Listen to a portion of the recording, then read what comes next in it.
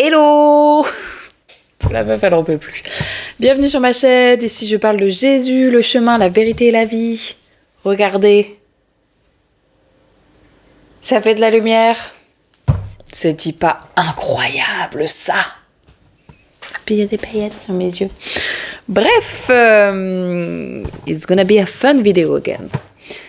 Alors, nous sommes partis sur une prophétie musicale. Oui, Fantine, ça faisait longtemps que t'avais pas fait une prophétie musicale.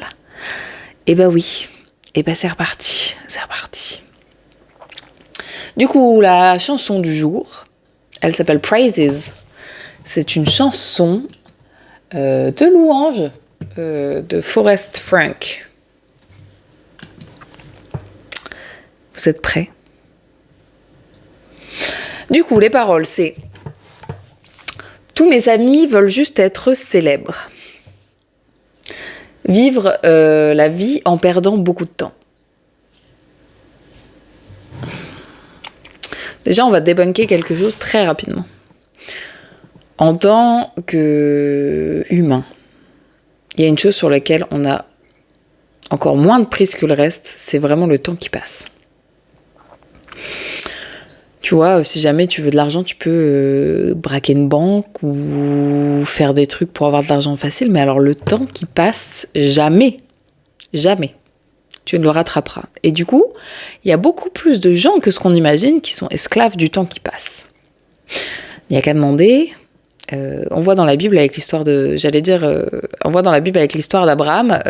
quand Dieu lui a promis un enfant, l'enfant de la promesse. Sarah, son épouse, elle a vu le temps qui passe, elle a dit « Oulala, mais moi de toute façon je suis trop vieille, toi t'es trop vieux, donc vas-y, t'as qu'à faire un enfant avec Agar, notre servante, et du coup c'est bon, comme ça on aura un enfant. » Ça c'était c'était pas la première boulette, mais ça c'était une boulette qui a fait énormément de dommages aujourd'hui. Entre Ismaël et Isaac, le fils de la promesse.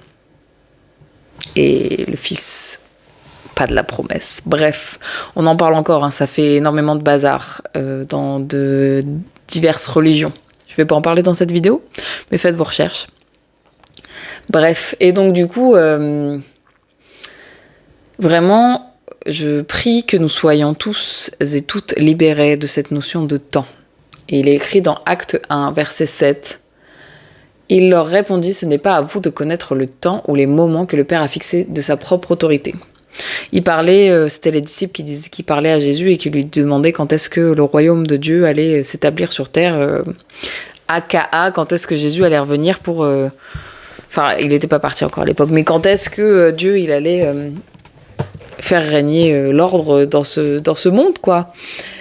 Et en fait, voilà, je pense vraiment que c'est une question, un verset qui peut être appliqué à beaucoup de choses, en fait. Quand on avance dans sa marche chrétienne, le lâcher-prise, ça vient aussi par le lâcher-prise du temps qui passe. Voilà. Donc, que le Seigneur nous donne la sagesse et l'intelligence de manager le temps qu'il nous donne et qu'il brise toute procrastination et toutes choses sur lesquelles on pense qu'on peut remettre à demain, mais en fait... c'est un peu, c'est vraiment de l'orgueil et de se dire ouais je vais remettre ça à demain alors que tu sais même pas en fait si demain t'es encore là. Bref, voilà, donc qu'on puisse être tous délivrés de tout ça. La suite des paroles c'est je te choisis, tu es ce qui me manque. Donc voilà, on choisit Jésus.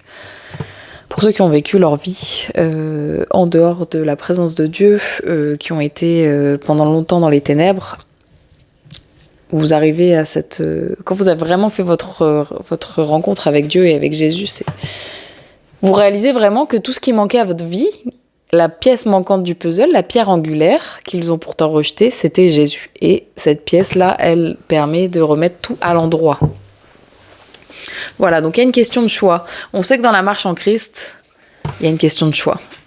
Voilà, on a le libre arbitre de choisir ou non, d'obéir ou non. Le Seigneur, il nous aime tellement qu'il nous laisse le choix. C'est quand même fou, ça. Donc, il est écrit « Je te choisis, maintenant je suis différent ». Verset 2 Corinthiens 3, 18. nous tous, qui, le visage découvert, contemplons comme dans un miroir la gloire du Seigneur, nous sommes transformés en la même image, de gloire en gloire, comme par le Seigneur, l'Esprit. En fait, quand on choisit Christ, quand on choisit de placer sa foi et sa confiance en Jésus-Christ, on reçoit le Saint-Esprit. Le Saint-Esprit qui est l'Esprit de Dieu, qui est l'esprit de résurrection. C'est quelque chose qu'on dit beaucoup, ça. Oui, j'ai l'esprit de résurrection qui vit en moi, le même esprit qui a rendu la vie à Jésus, il habite en moi. C'est comme ce que je disais tout à l'heure à une copine. On a la théorie. La théorie, c'est bien, on l'a lu dans notre Bible, mais en pratique, notre bouche confesse des choses que notre cœur ne croit pas. Et en fait, une des grandes manifestations de la présence du Saint-Esprit dans la vie de quelqu'un, c'est la transformation. Pas forcément physique, mais il y a des choses qui disparaissent quand on marche avec le Seigneur. Tout ce qui est colère, tout ce qui est la manifestation qui n'est pas la manifestation qui ne sont pas des fruits de l'esprit. Enfin, je sais pas non, ça veut rien dire ce que j'ai dit. Voilà, tout ce qui est colère, tout ce qui est mauvaise pensée, tout ce qui est impudicité, toutes ces choses qui disparaissent quand on marche avec le Seigneur d'un cœur vraiment repentant.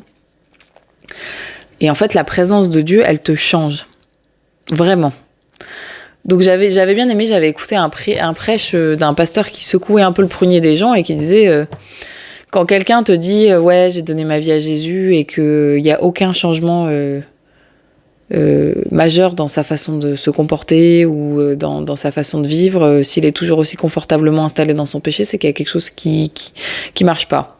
En gros, il utilisait la métaphore de dire en fait, si quelqu'un te dit désolé, je suis arrivé en retard au travail parce que je me suis arrêtée sur l'autoroute parce que j'avais perdu un papier et du coup je suis descendue sur l'autoroute et voilà, en voulant traverser pour récupérer mon papier, je me suis fait envoler par un smirmorque, mais ça va, j'ai presque rien. Mais en fait, tu te dis forcément le mec il a menti quoi. C'est pareil, en fait, tu ne peux pas rencontrer Jésus-Christ, tu ne peux pas avoir une rencontre avec Dieu et que ça te laisse exactement comme tu étais avant. En général, c'est ça le plus impressionnant dans les témoignages chrétiens, c'est les gens qui te racontent qu'ils sont passés du tout au tout. Il y a une sœur en Christ, là, qui est très célèbre, qui s'appelle Nala, je sais plus comment, qui était actrice porno, qui avait un compte OnlyFans, bref, où elle mettait des photos d'elle et des contenus érotiques. Et en gros, du jour au lendemain, quand elle a rencontré le Seigneur, elle a tout supprimé. Et maintenant, c'est une évangélista puissance. Vraiment, d'ailleurs, il faut la garder en prière. Que le Seigneur la bénisse, que le Seigneur la protège. Et qu'on continue à l'armer pour cette vie chrétienne qui est incroyable, mais qui est parfois difficile. Bref, vous voyez, le Seigneur, il fait des choses de fou. On le voit avec Saul. Il a transformé Saul en Paul. Voilà, il a pris quelqu'un qui persécutait les chrétiens, il a dit, mais en fait, moi, je vais t'utiliser. Et il a changé sa vie. Voilà, donc le Seigneur, il est capable. C'est impossible. C'est impossible de suivre Christ. Vraiment, d'avoir une vraie rencontre, d'avoir un corps qui est le temple du Saint-Esprit et de ne pas être transformé. Bref. Et puis en plus, dans ce verset, il est écrit « Nous contemplons comme dans un miroir la gloire du Seigneur » parce que l'Esprit Saint vit en nous. L'Esprit de Dieu vit en nous. Donc, avant, on se regardait, il y avait un voile. Mais aujourd'hui, quand on se regarde dans le miroir, on voit la gloire de Dieu parce que l'Esprit de Dieu vit en nous. C'est pour ça, des fois, je m'amuse à mettre des photos avant-après sur mes posts et tout, parce qu'en fait, plus j'avance avec le Seigneur, plus mon visage change, plus mon visage est lumineux, parce que c'est la gloire de Dieu qui resplendit sur nos visages. Vraiment, c'est à ce degré. Le Seigneur, il est vraiment, vraiment, vraiment en train de faire des choses incroyables. C'est trop fidèle. Bref. Les chansons, c'est tout le monde dit que je suis fou. Dans 1 Corinthiens 1, 18, il est écrit « Car la prédication de la croix est une folie pour ceux qui périssent », donc c'est-à-dire ceux qui n'ont pas encore accepté Jésus-Christ comme Seigneur et Sauveur et qui sont encore dans le monde. Mais pour nous qui sommes sauvés, elle est une puissance de Dieu. La prédication de la croix, du fait que Jésus se soit sacrifié et pris le péché du monde et reçu la colère de Dieu sur la croix pour nous, soit mort et ait été ressuscité quelques jours après, c'est une puissance à laquelle on fait plus attention, en mode on arrête de prêcher ça, parce qu'on se dit ouais, les gens comprennent pas. Mais encore une fois, là où les cœurs ne sont pas disposés, la prédication de la croix est une folie. Pendant 29 ans, tu me parlais de la croix, je te disais jolie histoire, c'est un peu bizarre. Voilà, donc faisons confiance au Seigneur. La croix, c'est le symbole, c'est même pas le symbole, c'est l'acte d'amour le plus puissant que Dieu pouvait faire. Il n'y a pas au-dessus. Il fera pas au-dessus. Genre, il a tout accompli. Bref. Donc du coup, il dit dans ses paroles, tout le monde dit que je suis fou. Heureusement qu'ils ne sont pas Dieu, lui qui m'a créé. Donc c'est-à-dire, laisse-les parler, ça ne m'affecte pas. Il faut aussi. Alors on a brisé. On a instauré un peu le brisage de l'esclavage à propos du temps. Brisons maintenant l'esclavage à propos du regard des autres. Tout ce que tu fais ou tu ne fais pas en ayant peur du regard des autres, c'est de l'idolâtrie. Oui, ça fait mal. C'est pour ça, en fait, quand les gens ils disent je pêche pas et tout. Si. On peut faire ce qu'on veut. Il y a des choses. Il y a des choses, on se repent tous les jours, mais il y a des choses, quand t'oses pas dire un truc ou t'oses pas faire un truc parce que t'as peur du regard des autres, ou de ce que les autres pourraient dire, quand t'oses pas mentionner le nom de Jésus parce que t'as peur que on te prenne pour un fou, c'est de l'idolâtrie. Donc, vraiment, je prie que vous soyez et nous soyons tous à l'image de Dieu comme il nous a créés et qu'on veuille vraiment prendre notre place à nous. La place qui nous a réservée à nous, pas la place du voisin, pas la place du pasteur, Voilà, on a été chacun fait à notre façon et le Seigneur nous utilise chacun à notre façon. Je vais te donner toutes mes louanges. Bah ouais, quand on a rencontré le Seigneur, on peut pas s'empêcher de lui dire merci. Quand on a pris conscience de l'amour de Dieu, on peut pas s'empêcher de lui dire merci. À quel point tu es grand, à quel point tu es fidèle, à quel point il n'y a pas de mots pour parler de l'amour de Dieu, il n'y a pas de mots pour exprimer ce qu'on ressent quand on a Jésus-Christ. Et ça vaut toutes les louanges. Quand on me demande, Fantine, comment est-ce que je peux me rapprocher de Dieu ? Remercie-le. Remercie-le. Et le reste, ça va découler tout seul. Tu mets des louanges, tu mets de la musique, tu le remercies pour qui il est. Si tu sais pas pourquoi prier, juste remercie-le parce que déjà le don de la foi, on se rend pas compte à quel point le don de la foi, c'est quelque chose, bref. C'est différent maintenant, je vois ton amour, je le vois partout. Quand les écailles des yeux sont tombées et qu'on a conscience de l'amour de Dieu, t'as plus envie de pécher. T'as plus envie de pécher quand tu vois l'amour de Dieu, quand tu sais d'où il t'a sorti, quand tu vois les autres souffrir, quand tu dis mais Seigneur, merci en fait. T'as plus envie de pécher. Tu vois les autres galérer, tu vois les autres en souffrance, et toi t'as la paix de Dieu. Franchement. Seigneur, je vois ton amour partout. Je vois ton amour quand je regarde à gauche, je vois ton amour quand je regarde à droite, quand je vois ma sœur souffrir parce que avec ses enfants ceci, quand je vois mon frère souffrir parce qu'avec sa famille cela. Merci Seigneur. Avec son travail, ça se passe mal. Genre voilà, quand on n'a pas Christ, c'est facile d'être affecté par les circonstances. Mais on a le prince de paix, on a l'esprit du consolateur en nous. Comment ne pas te louer, Seigneur ? Rien ne va me retenir. Je dois le louer, je dois laisser ma louange sortir. Il est écrit dans Psaume 156 que tout ce qui respire loue l'Éternel. Louer l'Éternel, c'est un ordre. Que tout ce qui respire loue l'Éternel. Merci Seigneur. Une chose est vraie, j'ai été fait pour t'aimer. C'est pour ça qu'il y a tellement de gens qui souffrent, il y a tellement de gens qui se cherchent, parce qu'ils ont été faits, ils ont été créés pour louer le Seigneur et pour l'aimer. Et à côté de ça, ils sont distraits par X ou par Y. Mais c'est pas compliqué de regarder autour de nous et de se rendre compte à quel point les gens ont besoin de Dieu. Voilà, à nouveau, tous mes amis veulent juste être célèbres. Et ça, c'est un petit verset pour nous. Il est écrit dans Romains 12, 2.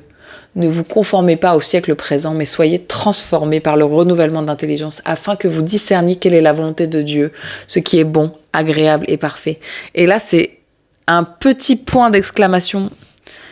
Le renouvellement d'intelligence et qu'on soit transformé par le renouvellement d'intelligence, afin que nous puissions discerner la volonté de Dieu, ça peut remettre en question des choses que vous pensiez c'était bon. En fait, tout ce que le Saint-Esprit ne vous enseigne pas, tout ce que vous n'enseignez pas au travers de la parole, tout ce que le Seigneur ne vous confirme pas, ne prenez pas ça pour acquis. Vous allez peut-être dire je sais pas comment expliquer ça, il est écrit, moi on m'a dit que la volonté du Seigneur, c'était la volonté de Dieu, c'était qu'on jeûne, c'était qu'on prie à 4h du matin, bref, et alors qu'en fait, c'est pas la volonté de Dieu, mais en fait, comme c'est quelque chose, il y a des fausses pensées, il y a des faux raisonnements qui ont été mis en place dans vos têtes par l'Église, par vos frères et sœurs en Christ, par les gens autour de vous. C'est pas que les païens qui vous mettent des faux raisonnements en tête. Donc vraiment, soyez renouvelés dans votre intelligence. Surtout, on demande au Seigneur tout. Mon alimentation, qu'est-ce que tu veux ? La façon dont je fais du sport, qu'est-ce que tu veux ? Qu'est-ce que je fais de mon corps, Seigneur ? Est-ce que les tatouages, ça te convient ? Est-ce que tu vois tout. Est-ce que la dîme, Seigneur, qu'est-ce qu'on en fait de l'argent ? Qu'est-ce que tu veux de ma dîme ? Qu'est-ce que je fais ? Demandez au Seigneur. Il va vous enseigner. Donc voilà, à nouveau, les amis veulent être célèbres. Moi, je t'ai choisi. Il y a des choix qu'on fait pour le Seigneur. Hein. La vie est un choix. Il y a une chanson qui dit toujours la croix devant, le monde derrière. Et quand c'est la croix devant, le monde derrière, c'est le monde derrière, ça peut être des gens avec qui tu chemines depuis des années, ça peut être ta famille, ça peut être à un moment T, ça peut être ton travail. Il y a des choses que même si ça a été le plan du Seigneur pendant un moment dans ta vie, qu'il faut que tu laisses derrière. Parce que le seul au monde que tu ne dois jamais laisser de côté, c'est le Seigneur.